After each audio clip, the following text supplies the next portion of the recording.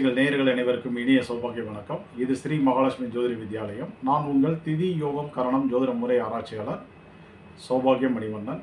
இந்த பதிவில் ஒரு ஜாதகருக்கு அவருடைய வாழ்நாளில் என்ன மாதிரி நோய்கள் எல்லாம் ஏற்படும், எந்த காலகட்டத்தில் வரும், எப்போ குறையும், எப்போ அதிகமாகும், எப்போ சரியாகும், என்ன மாதிரி பரிகாரங்களுக்கு கட்டுப்படும், ஸோ இதையெல்லாம் எப்படி ஒரு ஜாதகத்தில் நம்ம கண்டறிய வேண்டும், அதுக்கு முன்னாடி விதிகள் என்ன அப்படின்றதை பற்றி இதில் நம்ம பார்ப்போம். பொதுவாக ஒரு ஜாதகருடைய நோய்களை தெரிந்து கொள்ள வேண்டும் என்றால் ஜோதிடர்கள் முதல்ல என்ன பண்ணுவாங்க அப்படின்னு கேட்டிங்கன்னா, 6ஆம் பாவத்திற்கு போயிடுவாங்க. ஸோ 6ஆம் பாவத்தில் என்ன கிரகங்கள் இருக்குது, 6ஆம் பாவம் எப்படி இருக்குது, 6ஆம் இட அதிபதி எங்கே இருக்கார், ஸோ இதை வைத்து நோய்களை கணிப்பது உண்டு. இது சரிதானா அப்படின்னா கண்டிப்பாக சரிதான். ஆனால் ஒரு 50% தான் இதில் நம்ம துல்லியத்தை அடைய முடியும்.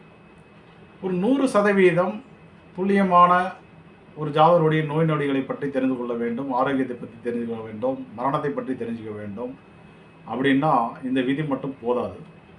இந்த விதியை விட முக்கியமான விதி என்னன்னு கேட்டிங்கன்னா, ஒரு ஜாதகர் பிறந்த வைநாசிகம், அந்த வைநாசிக நட்சத்திரம் என்ன, வைநாசிக அதிபதி யாராக வருகிறார், அதனுடனெல்லாம் எந்தெந்த கிரகங்கள் தொடர்பில் இருக்குது, ஸோ எந்த தசை நடக்குது, புத்தி நடக்குது, அந்தரம் நடக்குது, இதில் யாரெல்லாம் லிங்கில் வராங்க அப்படின்றதை நம்ம தெரிந்து கொள்ளும் போது தான் முழுமையான பலன்களை நம்ம துல்லியமாக கண்டறிய முடியும். நம்ம துல்லியமான பலனை கண்டறிச்சிட்டோம் அப்படின்னாக்க பரிகாரங்கள் எடுப்பது மிக மிக எளிதான ஒரு விஷயம்தான்.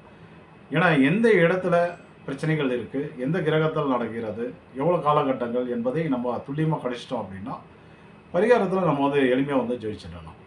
ஸோ இப்போ விஷயத்துக்கு வந்திருப்போம். வைநாசிகம் அப்படின்னா என்னன்னு கேட்டிங்கன்னா, நீங்கள் பிறந்த ஜென்ம நட்சத்திரத்திலிருந்து 22வது நட்சத்திரத்தை வைநாசிகமாக நம்ம எடுத்துக்கிறோம். இது உண்மையிலே மேலோட்டமான ஒரு விதிங்க.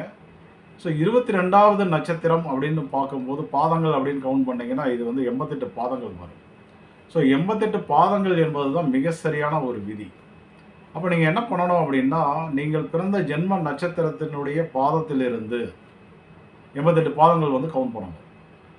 அந்த கவுண்டிங் 88 பாதங்கள் எங்கே முடியுதோ அந்த நட்சத்திரமும் அதுக்கு திரிகோண நட்சத்திரமும் அதனுடைய அதிபதியும் அந்த நட்சத்திரத்தினுடைய அதிபதியும், ஸோ இதெல்லாம் யாரெல்லாம் எந்தெந்த கிரகங்கள்லாம் தொடர்பில் வராங்களோ அவங்கெல்லாம் வியாதியை தருவாங்க, நம்ம எடுக்கலாம். இது மிக சரியாக ஜாதகருக்கு பொருந்தும். இப்போ உதாரணத்துக்கு பார்த்தீங்க அப்படின்னாக்கா, எல்லாரும் செய்கிற தவறு என்னென்னா, இப்போ ஒரு ஜாதகர் அஸ்வினியினுடைய 1ஆம் பாவத்தில் பிறந்திருந்தால் 22வது நட்சத்திரம் அப்படின்னு கவுண்ட் பண்ணும்போது உங்களுக்கு திருவோணம் நட்சத்திரம் 22வது நட்சத்திரமாக வரும். இப்போ ஒரு திரிகோண நட்சத்திரம் 19ங்க.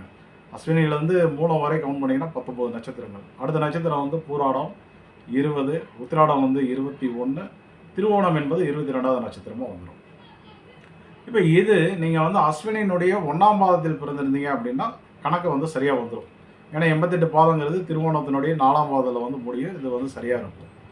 அதே நீங்கள் அஸ்வினியினுடைய 2ஆம் பாதம், 3ஆம் பாதம், 4ஆம் பாதத்தில் பிறந்திருந்தீங்க அப்படின்னா 88 பாதங்கள் என்னும்போது திருவோணத்தினுடைய அடுத்த நட்சத்திரமான அவிட்ட நட்சத்திரம் அந்த கவுண்டிங் காட்டும் நமக்கு. அப்போ இங்கே என்ன ஆகுது அப்படின்னா, அந்த நட்சத்திரம் வைநாசிக நட்சத்திரமே மாறிடும். கரெக்டுங்களா? அப்போ இதில் பலன்கள் எல்லாமே மாறுவதற்கு உண்டான வாய்ப்புகள் உண்டு அப்படிங்கிறது இப்போ நீங்களே புரிஞ்சிருப்பீங்க. அப்போ எப்பொழுதுமே 88 பாதங்களை எண்ணுங்க. 88 பாதங்கள் என்னும்போது எந்த நட்சத்திரம் உங்களுக்கு வைநாசிகமாக வருகிறதோ அந்த நட்சத்திரத்துக்கு திரிகோண நட்சத்திரங்கள். இப்போ அவிட்டம் என்பது 88 வருகிறது அப்படின்னா, இப்போ அவிட்டத்தினுடைய திரிகோணம் மிருகசீரிசம், இங்கே வந்தீங்கன்னாக்கா சித்திரை. அப்போ இந்த 3 நட்சத்திரங்களிலும் ஏதாவது கிரகங்கள் அமர்ந்தால் அந்த காரகத்தில் ஜாதகருக்கு நிச்சயமாக நோய்கள் வரும் அப்படின்னு சொல்லி நம்ம எடுத்துக்கலாம். அதே போல் அவிட்டத்தின் அதிபதி செவ்வாய், அவர் எங்கே இருக்கார், ஸோ அவர் நின்ற நட்சத்திரம் என்ன, வீடு என்ன, அதையும் நீங்கள் இணைச்சிக்கலாம். நீங்கள் ஸோ இப்படி நீங்கள் எடுக்கும்போது மிக சரியான ஒரு கணிப்பாக அது நிச்சயமாக அமையும்னு சொல்லலாம். ஸோ அடுத்த நிலையில் நம்ம என்ன பண்ணணும் அப்படின்னா, அந்த ஜாதகர் பிறந்த திதி, யோகம், கரணம், முடக்கு, அதே போல் பார்த்தீங்க அப்படின்னாக்கா அவருடைய கர்ம நட்சத்திரங்கள், ஸோ இந்த மாதிரி விஷயங்களையெல்லாம் இணைக்கும் போது இது மேலும் மெருகேறும் நமக்கு. அந்த நோய் எந்த கிரகத்தால் வந்திருக்கு, எந்த காலகட்டத்தில் சரியாகும். இப்போ திதினால் வந்தது அப்படின்னா அது மறைக்கப்படும். ஒரு ஸ்கேன் எடுக்கிறீங்க, எக்ஸ்ரே எடுக்கிறீங்க, ஒரு பிளட் டெஸ்ட் எடுக்கிறீங்கன்னா அதெல்லாம் அது கரெக்டாக மென்ஷன் ஆகாது. டாக்டரே கன்ஃபியூஸ் ஆகிடுவார். ஏன்னா திதி என்பது இருட்டு. அது வந்து என்னன்னா ஒரு வித மறைவை வந்து ஏற்படுத்திவிடும்.